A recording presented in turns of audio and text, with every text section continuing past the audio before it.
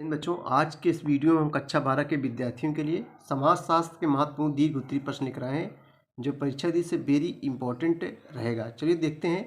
Question है कि परिवार से आप क्या समझते हैं, इसके प्रमुख स्वरूप की व्याख्या कीजिए। तो ये इसका उत्तर देखेंगे। देखो, पारिवारिक स्वरूप में भिन्नता के कारण विद्वान ने यह रहेगा, विद्वानों ने परिवार की भिन्न भिन्न परिभाषाएं दी है जो निम्न है। आगरबन और निपकॉफ के अनुसार परिवार पति और पत्नी के संतान रहित या संतान सहित या केवल पुरुष तथा स्त्री के की बच्चों सहित कम या अधिक अस्थायी समिति है।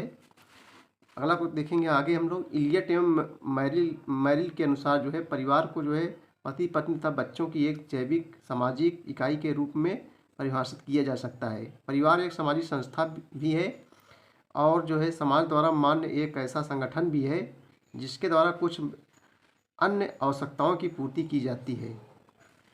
परिवार के प्रमुख स्वरूप निम्न प्रकार से हैं। वंशानुगत के आधार पर वर्गीकरण। वंशानुक्रम की दृष्टि से परिवार के दो रूप होते हैं। नंबर एक पितृवंशी परिवार। आप लोग जानते हैं बच्चों, जो पितृवंशी परिवार होता है जिसमें पिता ही सब कुछ होता है, सर्वे सर्वा होता है।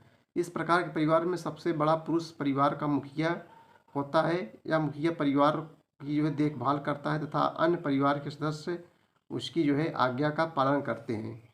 इस प्रकार परिवार में स्त्रियों को पुरुषों के समान अधिकार प्राप्त नहीं होते हैं। वंश परंपरा पिता से पुत्र को मिलती है तथा पिता की संपत्ति का अधिकारी पुत्र ही होता है। विवाह के पश्चात वधू अपने पति के घर आ जाती है। भारत में अधिकांश संयुक्त परिवारों का प्रकार पितृ सत्तांतक का होता है। ठीक है। मातृवंशी परिवार।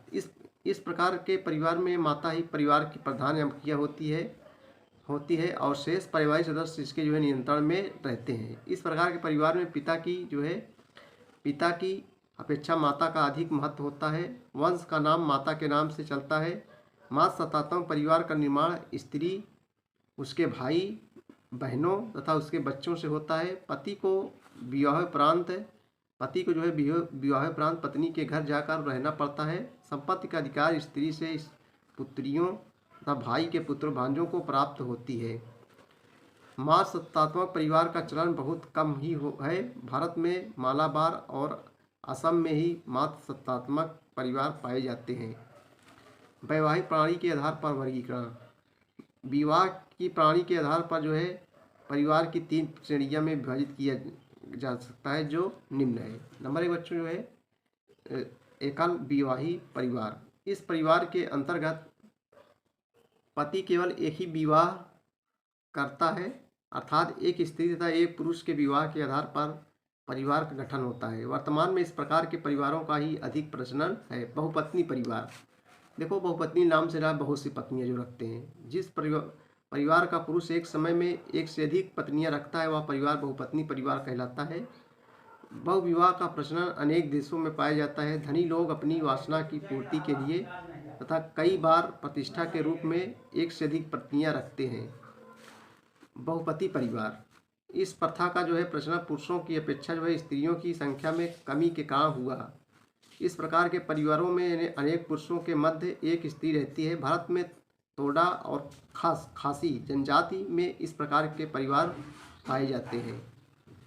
आवास के आधार पर वर्गीकरण। आवास के आधार पर परिवार के 2 प्रकार होते हैं। नंबर 1 पत्नी स्थानिक। नंबर 2 पति स्थानिक।